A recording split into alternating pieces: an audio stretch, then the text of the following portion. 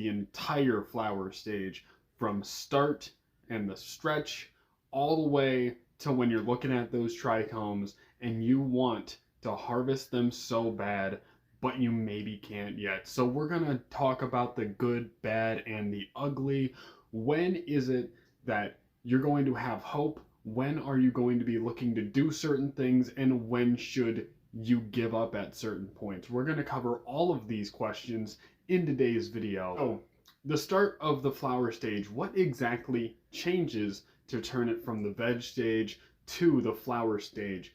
Well, what's going to be going on is the light cycle is actually going to change. The amount of time the light is on those plants is going to drastically change. It's going to go from 24 or 18 or 16 hours, maybe even 14, all the way down to 12. You're going to go right from your veg cycle all the way to the flower cycle. You're not going to change a little bit at a time. We are not nature. That's not something we do indoors. That's how you induce the flower stage. You're going to give them 12 hours of light. When we get into this stage, are we going to be seeing buds right away? Is the plant going to be flowering right as we switch? No, of course not. What's going to happen first then? Well, what happens is your plant goes from a vegging stage to a pre-flower stretching stage. Now, this is a very interesting time for the plant because it is so drastically different across the board, cultivar by cultivar, pheno by pheno, strain by strain. You are going to come across a lot of differences when it comes to how much that plant actually stretches. Some of them aren't going to stretch at all. Some of them might stretch a little bit to 1.5 times to 2 times their size, and some of them might stretch to 5 times, 3 times, 4 times their size and get ridiculously huge.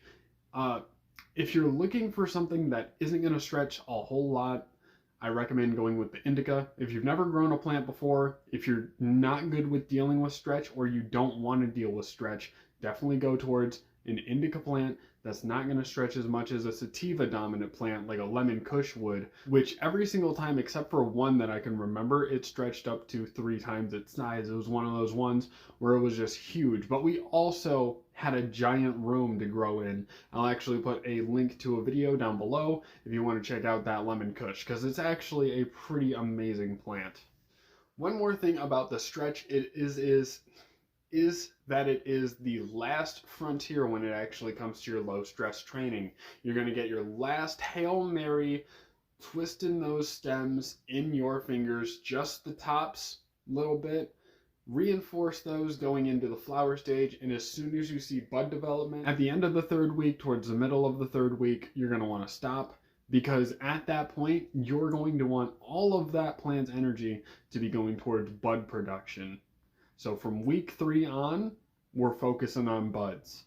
Week 3 to week 6, I would say, we're going really heavy on the bud development, putting in the fundamental foundations to have great trichomes, to have great terpenes. You're going to want your plant to be cleaned up in the bottom. Once you get to this stage, you're definitely going to want to have your plant cleaned out. At this point, ideally you have a lollipopping done, and you have been taking all those dying leaves that are starving of nitrogen off of the bottom of your plant, because it doesn't need it as much. It doesn't need nitrogen. It's a luxury nutrient. It's optional, and the option should be limited, because you should be going heavy on phosphorus and potassium at this point. But if you're following a nutrient bottle schedule, that's going to be a given. They're already going to be compensating for the numbers in the bottle or the measurement in the nutrients per gallon, milliliters per gallon measurement that you find on the back of your bottle. That's going to either be different, or the numbers are going to be drastically different on the front of the bottles depending on the nutrients you're scheduled to give it. So really reference and stress that you're paying attention to your nutrient schedule, paying attention to what week your plants are on, and just overall having a great time. And if you're growing organics, just make sure you got a good foundation of phosphorus and potassium in your soil, and they'll do great.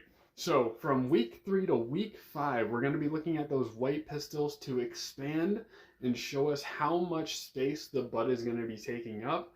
And then after that point, we're going to be looking at them start of calyxed and swelling up and putting on a lot of weight. And all through these stages, every single day, ideally, you're getting in your garden at least once to check if they need water, do your normal chores, but also put a huge stress on looking for bugs as much as you possibly can.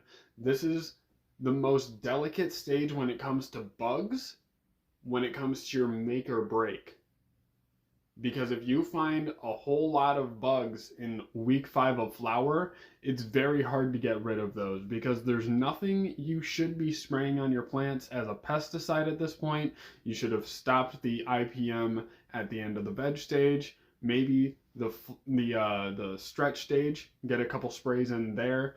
But when your plants actually have buds on them, you are not going to be spraying anything on those plants, and that's very important. You don't want that on your buds. You don't want that to get into your lungs. So keep any of those products away from them. If you get to this point and you have a bug problem, you're going to need to remove as many bugs as you can, taking them off of the leaves, or taking the leaves off rather, of the plant and trying to manage it in that way. You're going to be facing a very serious situation. If it gets on a single plant, it is very likely that it will spread to the other plants. So if you do have a bug infestation, but it's contained to a single plant, remove that plant from the garden, cull it, give it up, and hopefully you solve the problem. And just to be safe, this goes for any mildew you might find, any mold you might find. Likely, if it is on one plant, it is on the other plants. But if you only find it on one plant, and you can only find it on one plant, just remove the plant, cull it, remove the other plants temporarily, clean the room really well, put them back in.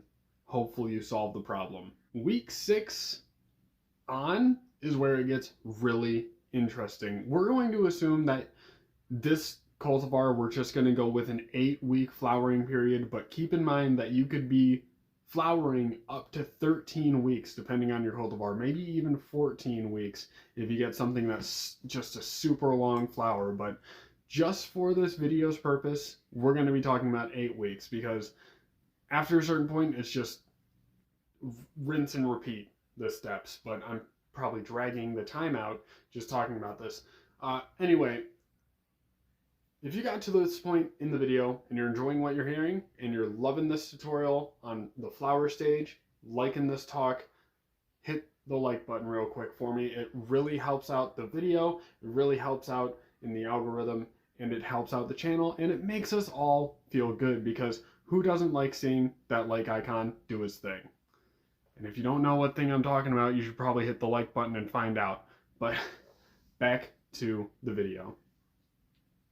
So week 6 to week 8, you're going to be looking at the trichomes. You're going to be looking at how they develop from the clear, immature trichomes that are simply there to protect from the UV rays, all the way up to that crazy chronic, that mostly milky peak THC trichomes, all the way to the degraded amber trichomes that are on the edge of dying and falling off of your plant. Good. What a great time. Now, you're keeping your water schedule normal. If you want to do a flush, once your plants are done at week 8, you start your flush, you do your 7 to 14 days. Your plant likely won't do a whole lot of maturing at that point when it comes to its trichomes, but keep an eye on the development. Make sure you do not over ripen your buds, because at that point, when you're doing your flush, you're going to be starving your plant of nutrients. That's the entire point. So it won't be able to develop any further. That's kind of the theory on flushing, aside from making a more pure product without the heavy metals in it, which